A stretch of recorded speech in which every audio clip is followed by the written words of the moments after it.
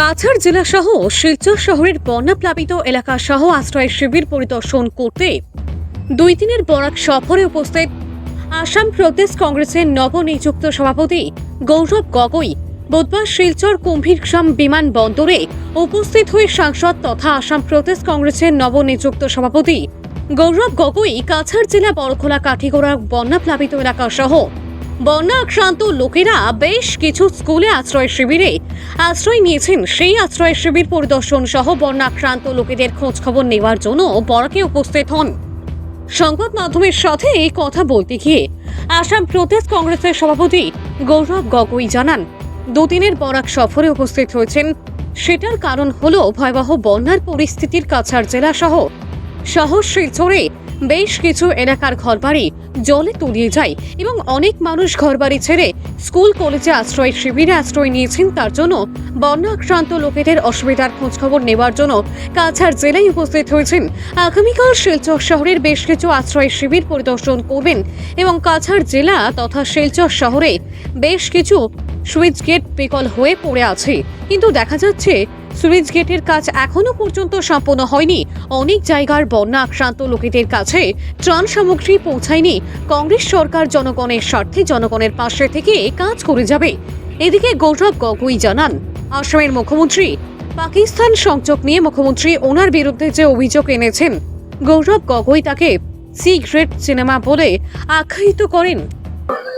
বরাকত যিদৰে বানপানী হৈ আছে আমি যথেষ্ট চিন্তিত। পানী বাঢ়ি আছে।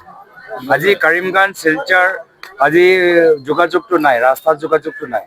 মানুহবোৰ নৌকাও দি আহিবলৈ হৈছে আৰু ডাঙৰ আজি সেইকাৰণে এই গোটেইখিনি স্থিতি আমি আগতে গম পাইছিলোঁ আৰু সেইকাৰণে 3 दिन पहले हमने प्रोग्राम दे दिया था कि हमको 4 तारीख को यहाँ पे आना है और আজি ইয়াত আহি আমি কাটিগড়া বৰখলা ঘূৰি আহোঁতে শিলচৰ আমি এই 3টা ঠাইত আজি এই 2দিনীয়া কাৰ্যসূচীত আমি লৈছোঁ আৰু ইয়াৰ বাহিৰে আমাৰ বিভিন্ন স্থানীয় ৰাইজে এই বানপানীৰ সময়ত তেওঁলোকৰ অভাৱ কি, অভিযোগ কি, আমি সেইখিনিও বুজ ল'বলৈ চেষ্টা কৰিম। সুইচ গেট নাই, ডাঙৰ প্ৰব্লেম। কাটিগড়াত সুইচ গেটৰ ডাঙৰ প্ৰব্লেম হৈছে।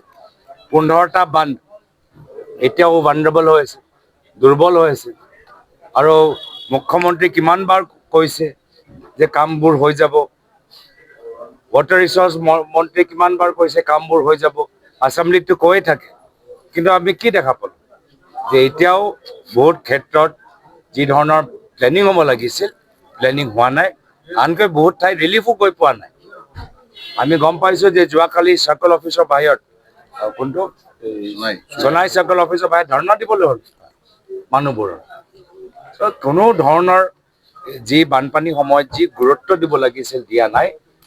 তাৰ মূল কাৰণ হ'ল যে বিজেপি অসমৰ ৰাইজৰ বাবে চিন্তা কৰাতকৈ এতিয়া কংগ্ৰেছলৈ ব্যস্ত।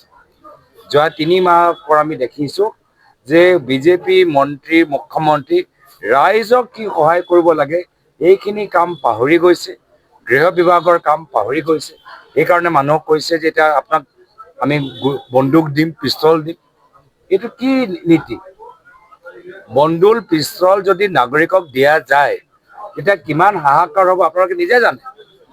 মানুহবোৰে নিজৰ ব্যক্তিগত তেওঁলোকৰ ৰিভেঞ্জ ল'ব। ব্যক্তিগত কাৰোবাৰ লগত শত্ৰুতা আছে, সেই শত্ৰুতা তেওঁলোকে নিজৰ এই চৰকাৰৰ পৰা পোৱা বন্দুক আৰু ৰাইফল পিছত শেষ কৰিব। ব্যৱসায় ক'ত যাব? সেই স্থানীয় ব্যৱসায়সকলৰ ওপৰত এইবোৰ বিভিন্ন মানুহবোৰ এই বন্দুকবোৰ লৈ আক্ৰমণ চলাব, হেৰেছ কৰিব। তো মুখ্যমন্ত্ৰী ক'ত লৈ যাবলৈ বিচাৰে? প্ৰায়ত তৰুণ গগৈদেৱ অসমৰ মাজত শান্তি আনিবলৈ বিচাৰিছে আৰু যথেষ্ট সফলতা লাভ কৰিলে আৰু মুখ্যমন্ত্ৰী আমাক আকৌ অতীতৰ ফালে লৈ যাবলৈ বিচাৰে, অৰাজকতাৰ ফালে লৈ যাবলৈ বিচাৰে, অশান্তিৰ ফালে লৈ যাবলৈ বিচাৰে আৰু ইয়াৰ প্ৰত্যাহ্বান আমি দিম। আমাৰ কথাটো হ'ল যে আমি কংগ্ৰেছ দল ৰাইজৰ বিষয়বোৰ আমি গুৰুত্ব দিবলৈ বিচাৰোঁ আৰু সেই কাৰণে এটা 2দিনীয়া কাৰ্যসূচী আমি হাতত লৈছোঁ। आपको बहुत बड़ा एक रिस्पॉन्सिबिलिटी दिया गया है एपीसीसी के प्रेसिडेंट के तौर पे। क्या आपको लगता है जो विभाजन है या सारे जितने ऑपोजिशन है आप एक कर पाओगे? देखिए, कांग्रेस नेतृत्व के प्रति मैं शुक्रिया अदा करता हूँ। साथ ही साथ पिछले 4 दिन में आपने देखा कि कांग्रेस पार्टी ने किस तरीके से एक बहुत ही शानदार एक यात्रा जोरहाट से शिवसागर और शिवसागर से गुवाहाटी आयोजित किया और कल भी बहुत बढ़िया एक सभा रहा। तो कांग्रेस पार्टी पूरी तरीके से आने वाले चुनाव के लिए तैयार है। मेहनत करना है, मैं ये नहीं कहूँगा कि मेहनत नहीं करना। हर चुनाव मुश्किल के हिसाब से लेना चाहिए, मेहनत करना है, बलिदान करना है, त्याग करना है, पर निश्चय ही अगर हम मेहनत करेंगे लोगों का आशीर्वाद हमें मिलेगा और चुनाव में हमारी जीत होगी। আচ্ছা আপুনি দায়িত্ব লোৱাৰ পিছত প্ৰথমটো নিৰ্বাচন হৈছে বিটিআৰৰ নিৰ্বাচন অনুষ্ঠিত হ'ব বিটিআৰৰ নিৰ্বাচনলৈ কিমান আশাবাদী চাওক মই আহিছোঁ শিলচৰলৈ যোৱাকালি মই দায়িত্ব লৈছোঁ বৰ্তমান বানপানী সমস্যা এই মাহত ভয়াৱহ বানপানী ৰূপ ধাৰণ কৰিব আমাক যেন লাগিছে লখিমপুৰ শিৱসাগৰতো আমাৰ দলৰ মানুহবোৰ গৈ আহিলে তো আমি সেইকাৰণে এই সময়ত আপোনালোকৰ মাজত আহি বানপানী এই বিষয়বোৰ আমি পাতিছোঁ বিভিন্ন আৰু নিৰ্বাচন আছে নিৰ্বাচনী কৌশল আমি দলীয় মঞ্চত আমাৰ যেতিয়া PAC মিটিং হ'ব আৰু দলৰ মঞ্চত আমি বিভিন্ন আমাৰ ৰায় তাৰ ওপৰত আলাপ আলোচনা হ'ব। सर चीफ मिनिस्टर ने कहा है कि मोदी का पाकिस्तान के साथ क्या रिश्ता है ये 10 सितंबर को हम सामने लाएंगे तो इस बारे में क्या कहेंगे?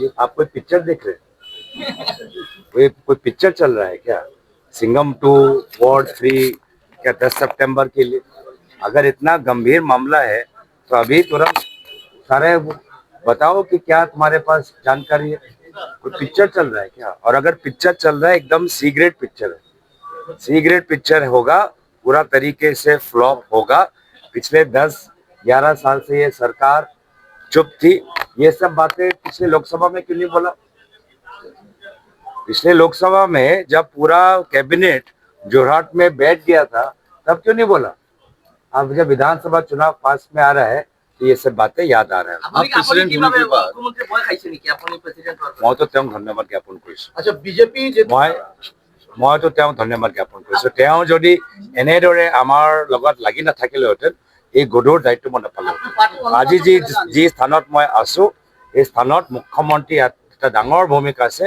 মোৰ ফালৰ পৰা কৃতজ্ঞতা ধন্যবাদ জ্ঞাপন दो इम्पोर्टेंट Thank you. आप प्रेसिडेंट धन्यवाद। होने के बाद थैंक यू गौरव जी